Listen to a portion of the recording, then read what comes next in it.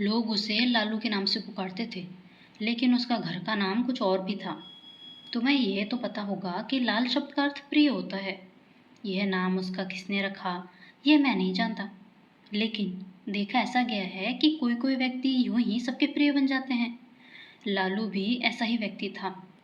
School से पास होकर हम कॉलेज में दाखिल हो गए। लालू ने कहा। भाई, अब मैं रोजगार करूंगा। इसके बाद अपनी माँ से 10 रुपये मांगकर उसने ठेकेदारी का काम करना शुरू कर दिया। हम लोगों ने हंसकर उसका मजाक उड़ाते हुए कहा, 10 रुपये में भला कहीं रोजगार होता है? अगर इतनी पूंजी से रोजगार होता तो सब कर लेते। लालू ने कहा। मेरे लिए इतना ही काफी है। वह सबके लिए प्रिय था, इसलिए उसे काम मिलते देर ना लगी।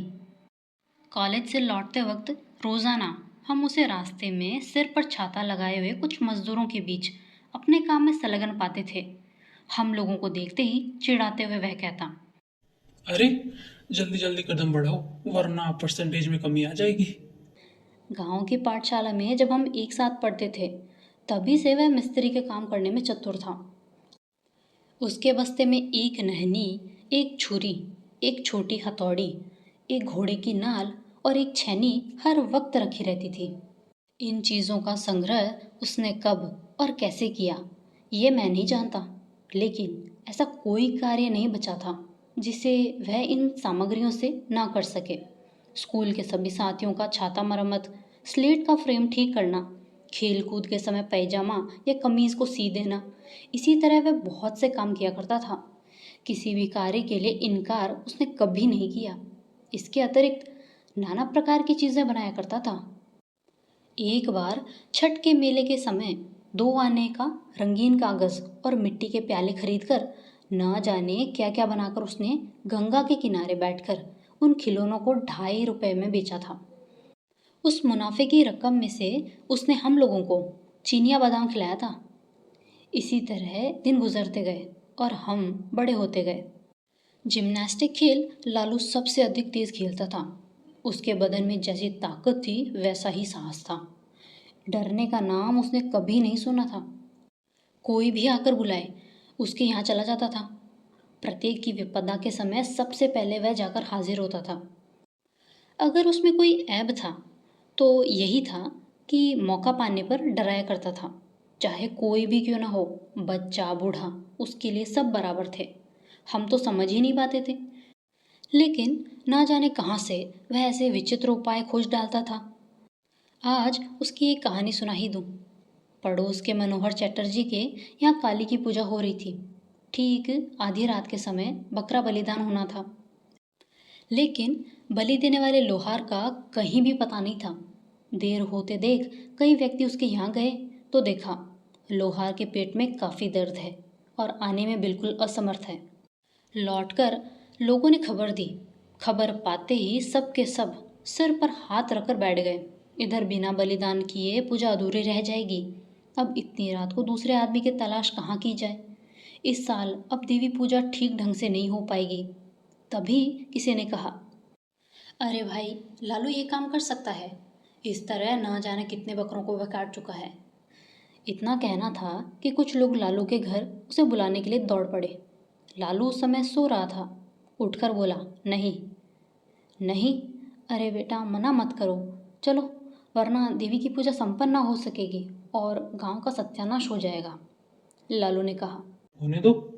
बलिदान कार्य बचपन में मैंने किया था, लेकिन अब मैं नहीं करूंगा। जो लोग बुलाने आए थे काफी मान मनोवल करने लगे, क्योंकि बलिदान के मुहूर्त में अब केवल 15 मिनट बाकी थे। इसके बाद बलिदान देना ना देने बराबर होगा। महाकाली का प्रकोप से सर्वनाश हो जाएगा। तभी लालू के पिता ने आकर कहा, ये चारों तरफ से निराश होकर आए हैं, गांव के कल्याण के लिए तुम्हें जाना चाहिए, जाओ। इस आदेश को अस्वीकार कर दे इतनी हिम्मत लालू में नहीं थी। फिर उसे चटर्जी साहब के यहाँ जाना पड़ा। लालू को अपने यहाँ देखकर चटर्जी महाशय प्रसन्न हो उठे। इधर बलिदान का समय नजदीक आता जा रहा था। जल्दी से बकरा लाकर उसे माला सिंदूर पहनाया गया। फिर कटघरे में उसका सिर रख दिया गया। पूजा देखने के लिए आई हुई भीड़ जय काली माता की जय का नारा लगाने लगी। उसी के बीच देखते ही देखते खच की आवाज़ आई और एक निरीह बेजान जीव का धड़ सिर से अलग होकर नीचे गिर पड़ा। खून की धार से धरती लाल हो उठी। लालू ने कुछ देर के लिए अपनी आंखें बंद कर ली। कुछ देर के लिए शंख ध्वनि, घंटे की आवाज़ रुक गई। दूसरा बकरा आया। उसे भी पहले की तरह माला, फूल और सिंदूर लगाया गया। इसके बाद भक्तों द्वारा जय काली माता की आवाज़ गूंजी और लालू का दांव एक बार पुनः ऊपर उठा। और फिर एक बार आखिरी बार तड़फड़ाते हुए बकरा समस्त भक्तों के विरुद्ध न जाने कौन सी फरियाद करते हुए शांत हो गया। उसके खून से लाल मिट्टी फिर भीग उठी। बाहर शहनाई बज रही थी। आंगन में बहुत से व्यक्ति जमा थे। सामने गलीचों के ऊपर मनोहर चटर्जी आंखें बंद करके इष्ट नाम जप कर रहे थे। तभी लालू एकाएक भयंकर रूप से गरज उठा। कोलाहल, वाद ध्वनि, सब कुछ एक बारगी रुक गई। सबकी कौतूहल भरी निगाहें लालू की तरफ घूम गई। लालू ने बड़ी बड़ी आंखें नचाते हुए कहा, और बकरा कहाँ है? घर के भीतर से किसी ने डरते हुए पूछा, और बकरा? 2 ही का तो बलिदान होने वाला था। लालू ने खून से लथपथ दाव को ऊपर की ओर 3-4 बार घुमाते हुए भीषण गर्जन करते हुए कहा, और बकरा नहीं है? यह नहीं हो सकता। मेरे सिर पर खून चढ़ गया है। लाओ बकरा, वरना मैं आज जिसे देखूंगा उसी का बलिदान करूंगा। नरबली, जय भवानी की, जय माँ काली। कहता हुआ इधर से उधर उछलने लगा। इधर उसके हाथ का दाव लाठी की तरह भनाभन घूम रहा था। उस समय लालू का रंग ढंग देखकर वहां की जो हालत हुई उसका वर्णन करना मुश्किल है।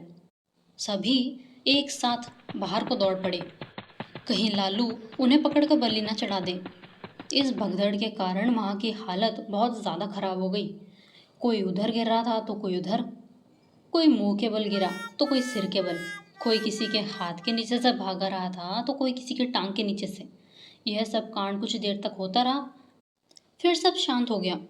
लालू गरज उठा, मनोहर चटर्जी कहाँ है? पुरोहित कहाँ है? पुरोहित महाशय दुबले पतले थे और इसी भगदड़ के समय काली देवी की प्रतिमा के पीछे जाकर छिप गए। गुरुदेव महाशय कुशासन पर बैठे माला जप रहे थे। हालात देखकर वह भी एक बड़े खंबे की आड़ में छिप गए। लेकिन मनोहर चटर्जी अपनी भारी भरकम तोंद लेकर भागने में लाचार रहे। लालू ने आगे बढ़कर उनका एक हाथ कसकर पकड़ते हुए कहा, चलो, अब तुम्हारी बलि दूं।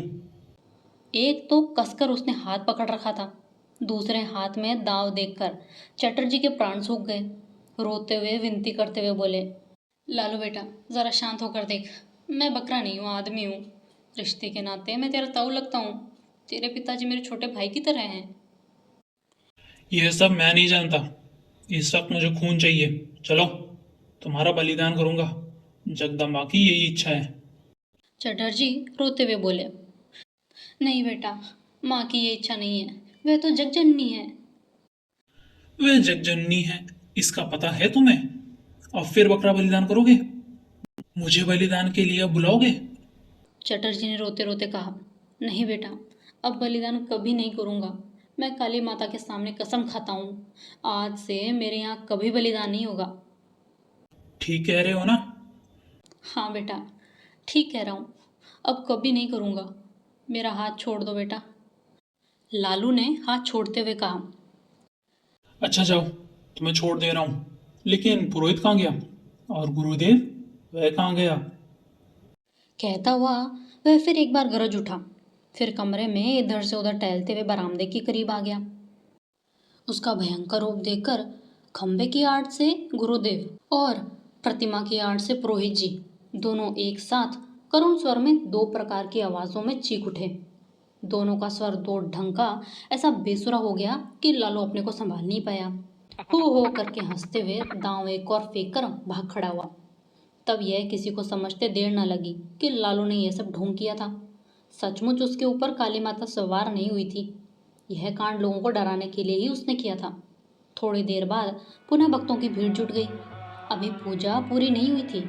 थोड़ी देर में महाकलरव के साथ पूजा समारोह शुरू हो गया।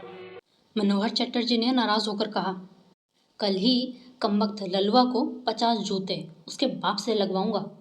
लेकिन उसे जूते नहीं खाने पड़े। सवेरा होने से पहले ही वह गांव से गायब हो गया। एक हफ्ते के बाद वह एक दिन शाम के समय मनोहर चटर्जी के यहाँ जाकर उनसे माफ़ी मांग गया।